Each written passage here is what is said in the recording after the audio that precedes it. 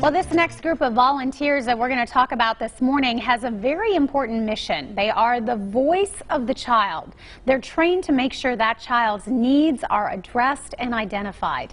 Court-appointed special advocates in Northeast Tennessee is in need of more dedicated volunteers. Might you be willing to step up?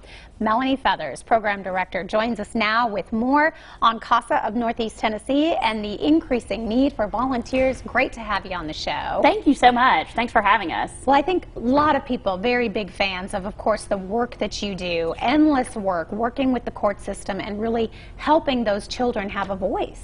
Right, yes. And it is, you know, the work that I do is so, is important, but it's so much less than what our advocates do, right? So I'm there to really support and train our advocates, kind of be a liaison with the court, but our advocates are the volunteers, and they are the ones who make the wheels turn at CASA, if you will. They're the ones who are with the children, who are with the families, and who are really trying to seek out what is in this child's best interest.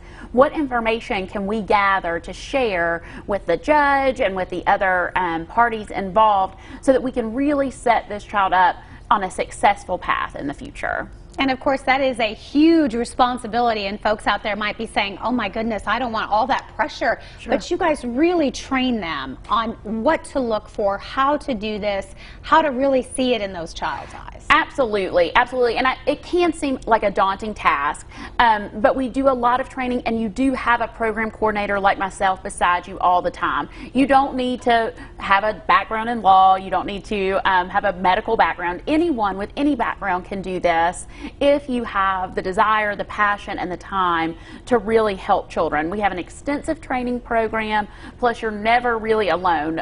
Your program coordinator and our other seasoned sort of veteran volunteers are right alongside you, there to support you, answer your questions, and guide you along the way. And of course, you mentioned that training, and I know you have for the next couple Saturdays, you have some trainings happening. We do. We're really excited to be able to offer our training in 2 Saturdays. So we have the first Saturday this weekend, the second Saturday the next weekend, the 24th, and that class is growing, and we're excited to have people there. We're also excited because we've got a new program called Guided Learning, and it's going to allow folks the opportunity to train as a volunteer on a little bit more of their own schedule, and they can do some of that from home. One of the things with CASA is that when you're doing an investigation, when a volunteer is out working on a case, it is largely on their own schedule. The only thing that we really request is that you make time to be in court. So we're trying to offer a training that allows that as well. The Saturday trainings have been really well received because folks who work during the week, that works well for them to just set aside 2 Saturdays a month and knock it all out.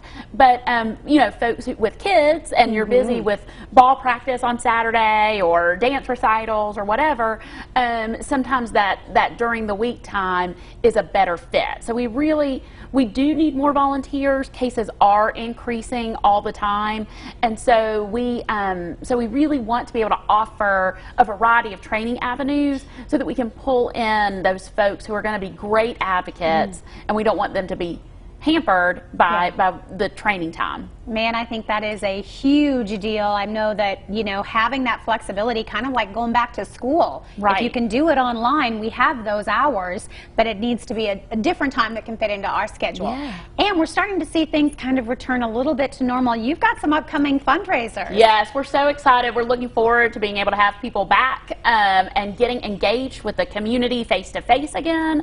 So we are planning our 16th annual golf fundraiser, and it is going to be on August the 2nd. We're going to have it at the Blackthorn again. We love that venue. They're wonderful to us out there, and we will be having 2 flights, and we're pretty excited. We're in the process of recruiting golfers now. Wow, lots of fun, and then more things to come. We're going to have her back to talk about that happening in the fall, but we'll give everybody the website. If you want more information on becoming a volunteer too, check out their website, and don't forget their golf tournament is already set. It's going to happen August the 2nd, and teams are already signing up. It's going to be a lot of fun at the Blackthorn Club.